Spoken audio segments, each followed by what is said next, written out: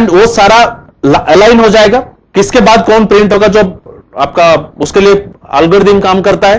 Spooling के लिए कौन सा ओएस एल्गोरिथम काम करता है, अगर आप लोग पढ़े हो तो? बिल्कुल नहीं, फास्ट कम फास्ट तो होगा ही नहीं। तब तो फिर जो फाइल पहले कमांड देता वो पहले प्रिंट हो जाता।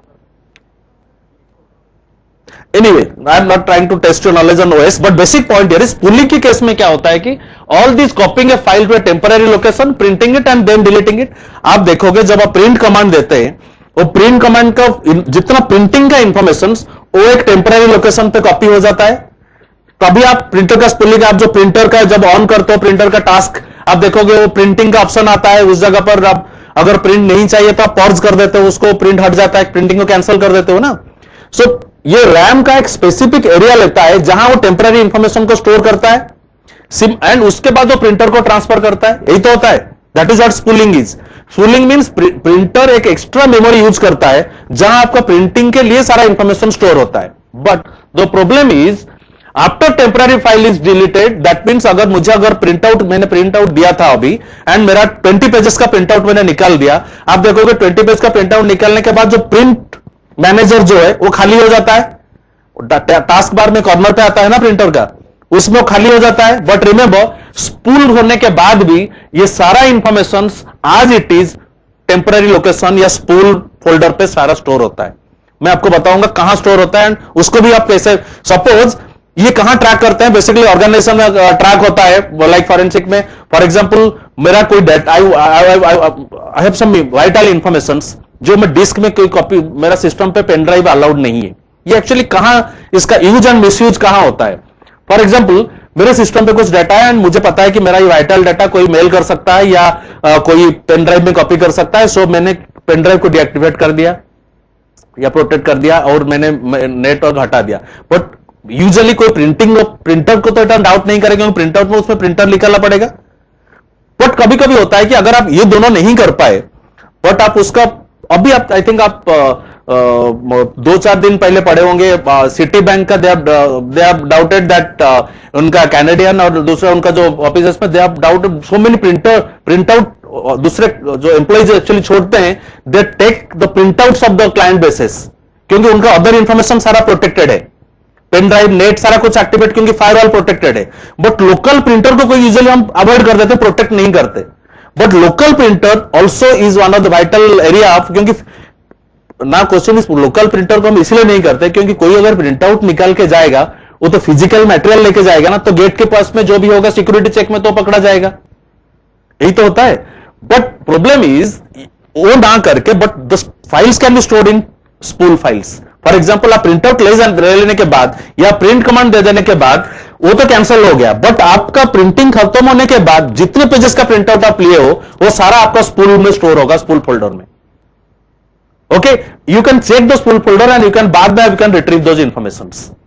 एंड बड़े बड़े ऑर्गेनाइजेशन में क्या होता है कि they have printer servers, specifically file server dedicated for printing, क्योंकि एक ही पॉइंट ऑफ टाइम पे 100 पीपल प्रिंट में give print outs, printing commands, and 100 people print out कोई कितने पेजेस भी दे सकता है। सो इसके लिए एक स्पेसिफिकली डेडिकेटेड सर्वर स्टोर होता है जो कि प्रिंटिंग का काम करता है। बट वो सारा खत्म होने के बाद स्पूल फाइल में भी इंफॉर्मेशन स्टोर होता है। If you want to check the spool folder, अभी तक आपने जितना सारा प्रिंट आउट लिए हो, अगर आप डिस्क, ये सारा चीज तभी पॉसिबल है, again I want two point it out, I mean noted below, कि ये आप डिस्क को क्लीन नहीं किए हो। अगर आप डिस्क क्लीन कर चुके हो सारा इंफॉर्मेशन हट जाएगा। फॉरेंसिक के लिए crime scene should not be changed, altered, ये नॉर्मल पुलिस प्रिंसिपल है, स्टैंडर्ड। आप क्राइम सीन को डिस्ट्रॉय मत करिए। बाय डिफॉल्ट अगर आपने कुछ भी डाउट कर रहे हो, without doing the things, you can check it, go to Windows या विंडोज का जो फोल्डर है system 32 spool and go to printers. इसमें आप देखोगे इस फोल्डर में आज तक जितने आप प्रिंट आउट लिए हो, जितने पेजेस आपने फैक्स किए हो, सारा इंफॉर्मेशन आज it is in form of उसी फाइल फॉर्मेट में स्टोर्ड हुआ है, right. So that within instance you will able to know आपका अभी तक कितना पेजेस का प्रिंट आउट लिया गया है, कौन सा चैप्टर फैक्स हुआ है। आप मेल बंद कर सकते हो, बट फैक्स मशीन बंद नहीं किया हो। Suppose anybody can fax the information to someone else, but वो सारा प्रिंटर फोल्डर में स्टोर हो सकता है। Okay, so spool folder, if you go to the spool folder, that is system 32 spool and printers के फोल्डर पे देखोगे, and print fax का इंफॉर्मेशन भी प्रिंटर में स्टोर होता है. So you will find all these information stored there. These are another area of identifying the misuse of the informations. Clear?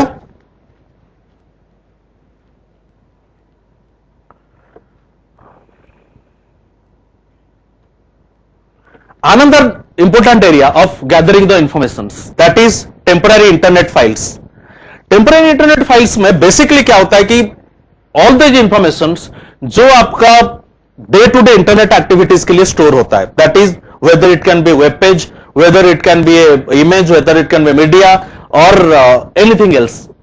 For example, आप YouTube play कर रहे हो, आप YouTube को बाय डिफॉल्ट, सिंपल एग्जांपल लेते हैं, आप YouTube को बाय डिफॉल्ट डाउनलोड नहीं कर पाते हैं until unless you use the tool या add-on को यूज करके YouTube, बट वो कहां से करता है? Remember, everything you play on your system definitely must have been stored कहीं तक कहीं. उसको डिस्क में स्ट्रीमिंग करने के लिए तो उसको जगह चाहिए, और जगह के आज all these information will be stored there, जो कि बाद में आप but only thing is that you need to identify all those files will be stored in a ID, not in the original file name. आप जब task for आप YouTube में YouTube download वगैरह जब यूज करते हो, आप क्या देखते हो? टास्क बार से उसको कॉपी करके तो यहां कॉपी कर देते हो, इतना करते हो. उसका जो hexadecimal address actually it will be displayed in the task bar.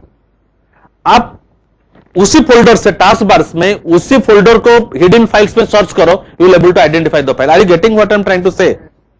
मुझे एक यूट्यूब का फाइल में प्ले कर दिया, कंप्लीटली प्ले कर लिया आपने, टास्क बार में उसका एड्रेस बार ऊपर डिस्प्ले हो रहा है, बट प्रॉब्लम है कि ये सारा जो इंफॉर्मेशन आपको टेम्पररी इंटरनेट फाइल में स्टोर होता है, जो कि एक हिडन फाइल है. व्हाट यू डू, आप देखोगे वो जो टास्क बार में ऊपर एड्रेस के बाद एक लंबा सा स्ट्रिंग होगा, उस आईडी को कॉपी कर लीजिए, उसको सर्च करो डिस्क में, and before that hidden files को ऑन कर दीजिए. Your file should not be hidden.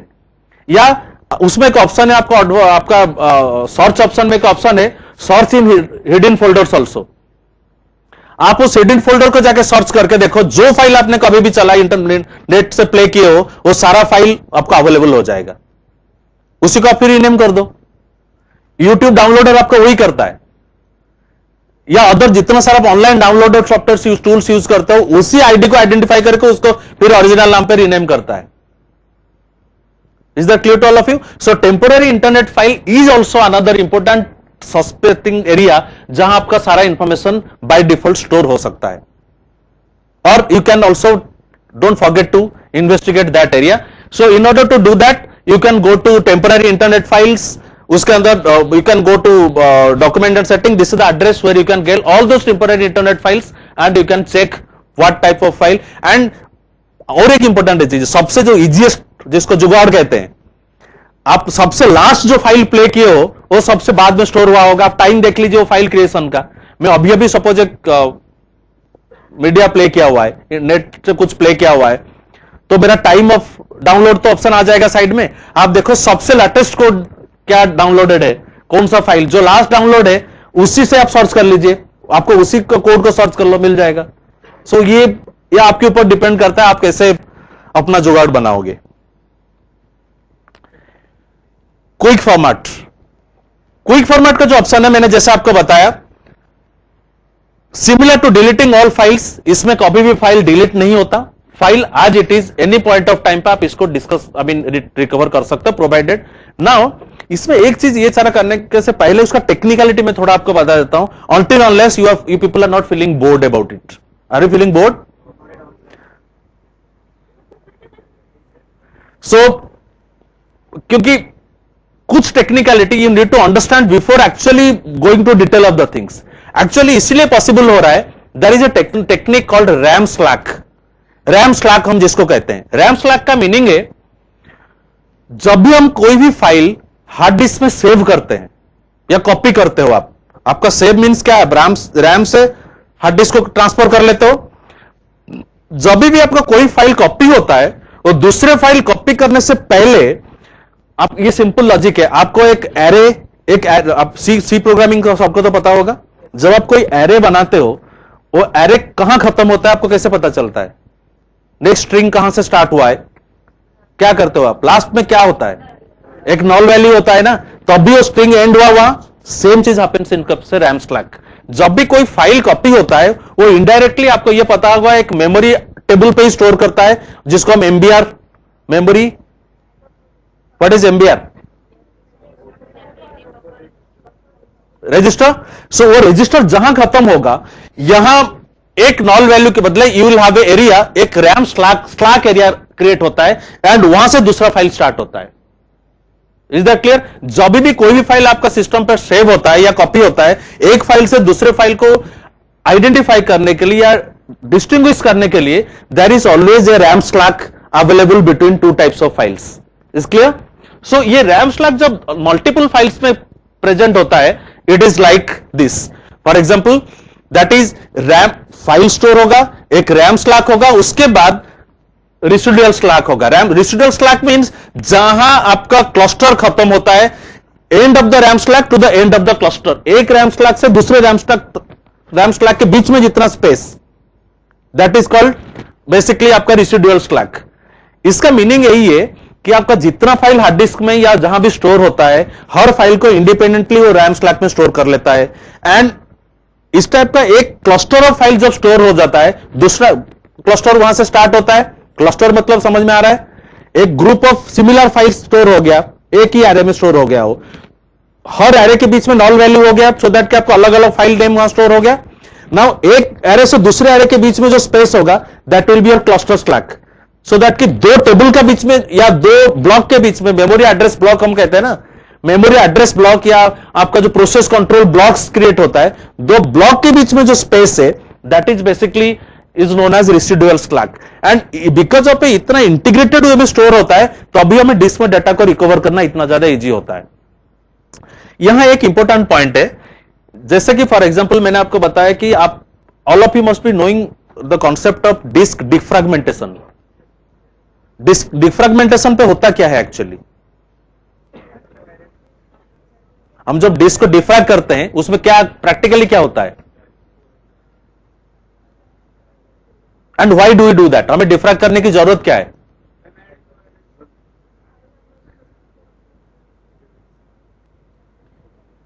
अनंत,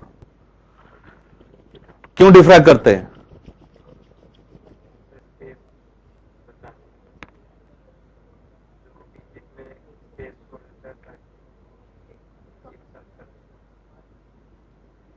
डिफ्रैग का बेसिक मीनिंग है, बेसिकली एक्चुअली कुछ नहीं होता डिफ्रैग में। डिफ्रैग का बेसिक मीनिंग है जितना सारा रेसिडुअल स्लैक उसके बीच में जो स्पेसेस है, वो स्पेस को आसपास अलाइन कर देता। कहने का मीनिंग है वो सारा ब्लॉक के बीच में जो एक बैक है, रैम स्लैक होता है, एक रैम स्लैक के बाद दूसरे रैम स्लैक स्टार्ट करते हैं। अदरवाइज बाय डिफॉल्ट आपका क्लस्टर स्लैक बहुत ज्यादा होता है। इसका क्या यूज होता है? फॉर एग्जाम्पल, आप देखोगे कभी कभी आप डिस्क में ज्यादा डाटा जब स्टोर कर देते हो, एक पर्टिकुलर पॉइंट आता है जहां आपको दिखाता है क्रिटिकल एरिया अटेंड कर चुका है। आप हार्ड डिस्क या पेन ड्राइव कभी कभी डेटा स्टोर करते करते जीओआई मोड पे आप देखोगे वो डिस्क स्पेस रेड दिखा देता है और बताता है कि बहुत कम स्पेस अभी खाली है डाटा को स्टोर करने के लिए। इसका मैंने आपको पहले ये कह चुका हूं, that time I was expecting a question, मैं आपको कह चुका कि जब भी आप कोई फाइल डिलीट करते हैं, वो एक्चुअली फिजिकली हटता नहीं है। इसका मीनिंग यही है, आप अभी तक जितना फाइल क्रिएट कर रहे हो सारा फाइल वहीं पड़ा है एज इट इज, बट उसके बाद भी आप न्यू फाइल्स क्रिएट कर रहे हो and all those files will be get stored there also, but वो उसके ऊपर ओवरराइट नहीं करता तब तक, बिकॉज उसके पास ऑलरेडी रैम स्लैक अवेलेबल है, वो बाद में रेसिडुअल स्लैक में स्टोर कर ही जा रहा है। बट ऐसे करते करते ऐसा एक टाइम आएगा जो न्यू फाइल स्टोर करने के लिए उसको जगह चाहिए होगा, बट ऑलरेडी प्रीवियस डाटा वहां स्टोर्ड है जो अपने डिलीट कभी किए हो या वहां से हटाए हो। सो उस जगह पर वो जो ऑलरेडी एग्जिस्टिंग फाइल्स है जो आप अभी यूज नहीं कर रहे हो, वो ऑलरेडी उसका क्लस्टरिंग अवेलेबल है, उसके ऊपर वो ओवरराइट करना स्टार्ट करेगा। सो यहां इंपॉर्टेंट पॉइंट आपको याद रखना यह है कि आप तभी तक फाइल डिलीटेड फाइल को रिकवर कर सकते हो till the time your disk don't attend the critical disk space. कहने का मीनिंग है आपका डिस्क में सफिशिएंट डिस्क स्पेस जब तक स्टोर अवेलेबल है तभी तक आप रिकवर कर सकते हो। पूरा डिस्क अगर भर जाए, 5 बाइट खाली रहेगा या 100-200 बाइट खाली रहेगा, that time you will not able to recover the files, because already वो एग्जिस्टिंग फाइल के ऊपर उसके ऊपर ओवरराइट करना स्टार्ट करता है तब तक, लाइक दिस। जैसे फॉर एग्जांपल जब आप फाइल कोई लिखते हैं, स्लाइटली टेक्निकल, थोड़ा सा यू मे फील कंफ्यूज। जैसे आपका ब्लॉक रीडर्स होता है, आपका पास वॉल्यूम बूट रिकॉर्डिंग्स होता है, आपका इंफॉर्मेशन, जैसे ये फैट का इंफॉर्मेशन, ये रिजर्व एरिया यहां तो टच नहीं होगा, ये आपका सिस्टम एरिया है, बट फाइल इस टाइप का ये एरे में स्टोर करता जाएगा। फिर ये रूट उसको रेफरेंस, ये लाइक ए टेबल, ये रूट डायरेक्टरी का आपका इंफॉर्मेशन स्टोर करा। उसके बाद जितने फैट आप पहले से क्रिएट किए वो सारा फैट का ऐसे फैट 1, फैट 2, फैट 3 सारा इंफॉर्मेशन रिकॉर्ड हो रहा है। बट एंड इसी फैट के लिए कौन सा फाइल है, फैट 2 के लिए कौन सा फाइल है, फैट 3 के, ये ऐसे अरेंज करता जाएगा। बट ये तब तक करेगा जब तक मेरे पास कोई नया फाइल जब तक क्रिएट नहीं हुआ होगा। दैट इज हर फाइल का you will have a directory created. आप इस तरह देखिए, हर टाइम में फाइल ऑटोमेटिकली अपडेट होता है। फॉर एग्जांपल ये एम्प्टी है, ऑलरेडी ये फाइल्स एरर हो चुका है, ये एक फाइल के लिए यहां एम्प्टी फाइल है। अब जब डिफ्रैग बेसिकली करते हो, वो क्या करता है कि जितने सारा एम्प्टी स्लैग्स अवेलेबल है उसको एक साइड को, सिंपल लॉजिक है इसका, पॉइंटर से। इट इज लाइक आप सी में पढ़े होंगे array to pointers to array.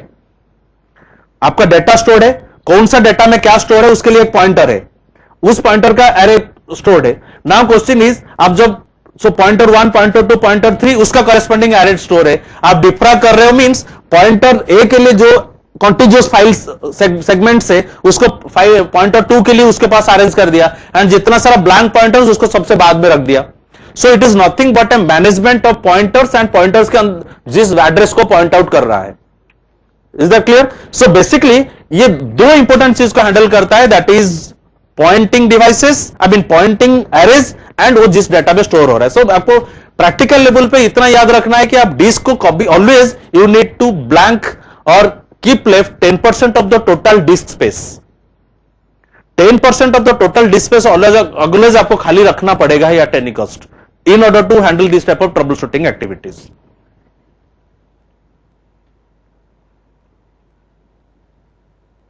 Okay, we'll come back to window registry. Window registry जैसा मैंने बताया था, this is very important. Window registry is as good as a central repository, जो कि सारा इंफॉर्मेशन इसमें स्टोर होता है। एंड पहले ओल्डर टाइप, अगर आप लोगों ने तो यूज नहीं किए होंगे, हम लोग जब यूज करते थे that time we had Windows 3.1, DOS वगैरह यूज होता था। दैट टाइम उसमें कुछ कॉमन सेट कॉन्फ़िगरेशन फाइल्स होता था, दैट इज autoexe.bat या config.sys या ini फाइल्स, win.ini, system.ini, जो configuration. Nowadays we have what XP के बाद, विंडोज 95 आने के बाद Microsoft have rewritten the complete operating system in the form of GUI, completely GUI operating system, और GUOS जिसको कहते हैं। And in that case they have started from 95, they have started the concept of using window registry. And window registry का जो concept आपको पता है, how to see the window registry, कैसे चेक करते हैं विंडो रजिस्ट्री?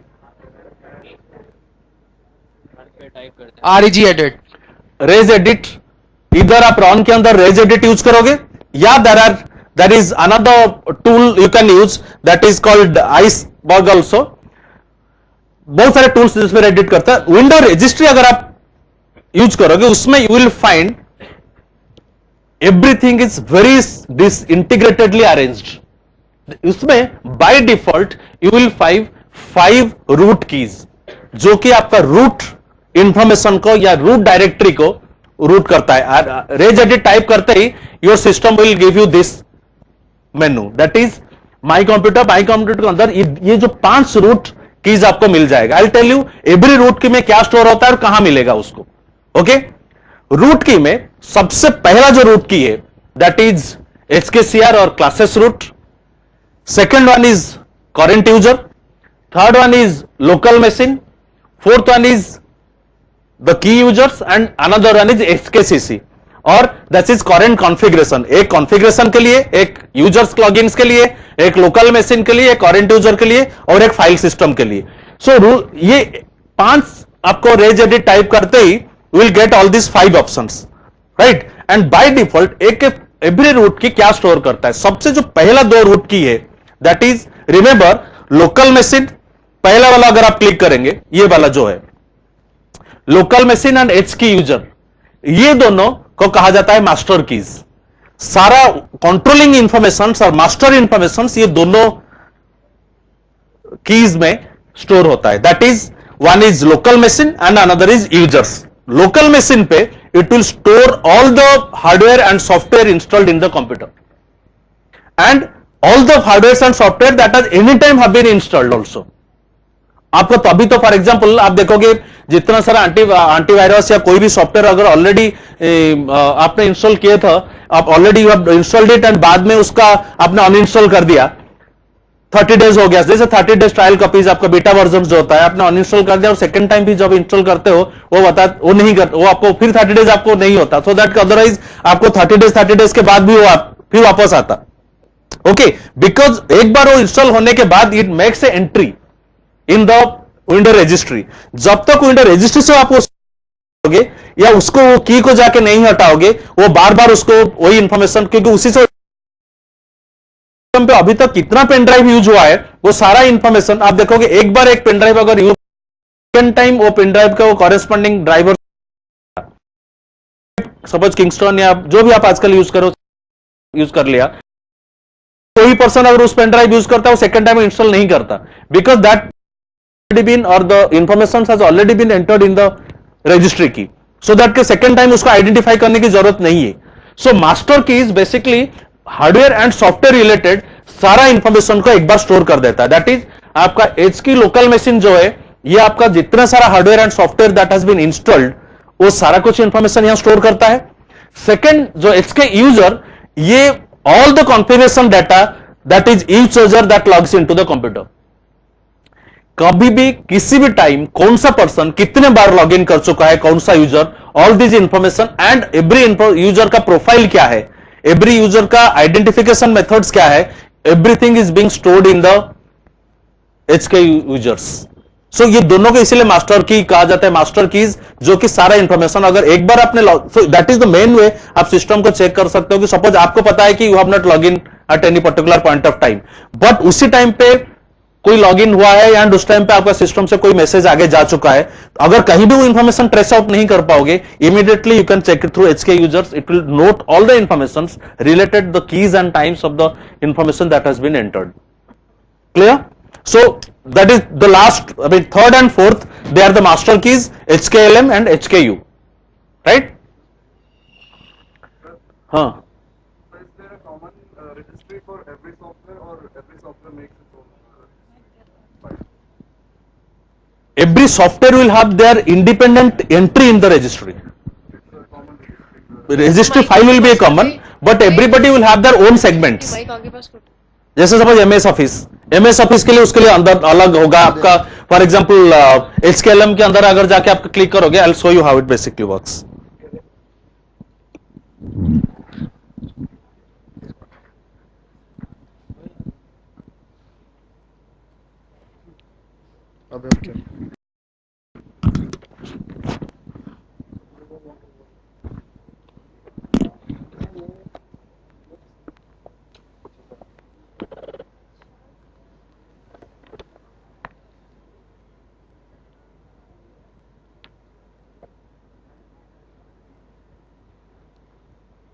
आप उसमें ऐसे करिए, जस्ट शो यू, इसमें if you go to run के अंदर जाके go to system registry, system HK users का अगर आप एंट्री करते हो उसमें आपसे सेगमेंट तक आ जाएगा सारा, एमएस ऑफिस, वो जो भी एंटीवायरस सारा ऐसे सेगमेंट है, आप उसको क्लिक करिए, सबका इंडिपेंडेंट एंट्री होगा. And so if we delete that entry, the next time we will install that software, it will not be. But आप डिलीट, सी फॉर एग्जाम्पल मैंने का एंटीवायरस इंस्टॉल किया था एंड वो एंटीवायरस का मैंने अनइंस्टॉल कर दिया, बट रजिस्टर में उसका एंट्री रहेगा. उसका entry not necessary that only in case of HKLM में होगा, उसका कॉरेस्पॉन्डिंग अदर एरियाज में भी हो सकता है. आपको इंडिपेंडेंटली फाइंड आउट करके हर जगह से डिलीट करना पड़ेगा उसको. उसके लिए रजिस्ट्री के अंदर एक ऑप्शन भी है, फाइंड ऑप्शन एक है, एक एक करके उस की को आइडेंटिफाई करके उससे डिलीट करना पड़ेगा, तभी जाके सेकंड टाइम इंस्टॉल करे वो आ जाएगा. देयर आर मेथड्स, जब आपके फॉर एग्जांपल उसी 30 डेज ट्रायल कॉपी को आप 5 साल तक चलाइए, कोई प्रॉब्लम नहीं है, but you know where are all those entries has made and उसको कैसे रिमूव करिए, right? So that is so कहीं ना कहीं there are some footprints has to be left. I the last part I will show you all this things. मैं अभी अगर वो करूंगा तो टाइम थोड़ा ज्यादा कंज्यूम होगा। Last 15 minutes I will tell you practically कैसे वो करते हैं। ओके, सिमिलरली अनदर 3 कीज जो है, एक है क्लास रूट, उस केस में you have file associations and OLE. File associations means कौन सा एप्लीकेशन कौन सा फाइल को ओपन करेगा। बाय डिफॉल्ट डॉक को वर्ड्स ओपन करेगा, बाय डिफॉल्ट आपका जेपीजी को कौन सा फाइल ओपन करेगा, एचटीएमएल फाइल को कौन सा फाइल ओपन करेगा, जो एसोसिएशन फाइल टाइप। सो कौन सा टाइप का एप्लीकेशन को किस प्रोग्राम ओपन करेगा उसका इंफॉर्मेशन आपको स्टोर होता है एच के क्लासेस रूट में। If you remove that one, उस फाइल के लिए ओपन करने के लिए कोई ऑप्शन आएगा ही नहीं। Is that clear? So file and OLE stands for object linking and embedding. Okay, OLE का यूज आपको पता है? What is the use of OLE? Where do we need it? OLE का नीड कहां है? डेटाबेस को कनेक्ट करने के लिए आप ओडीबीसी की बात कर रहे हो? नहीं, मैं ओएलई की बात कर रहा हूं।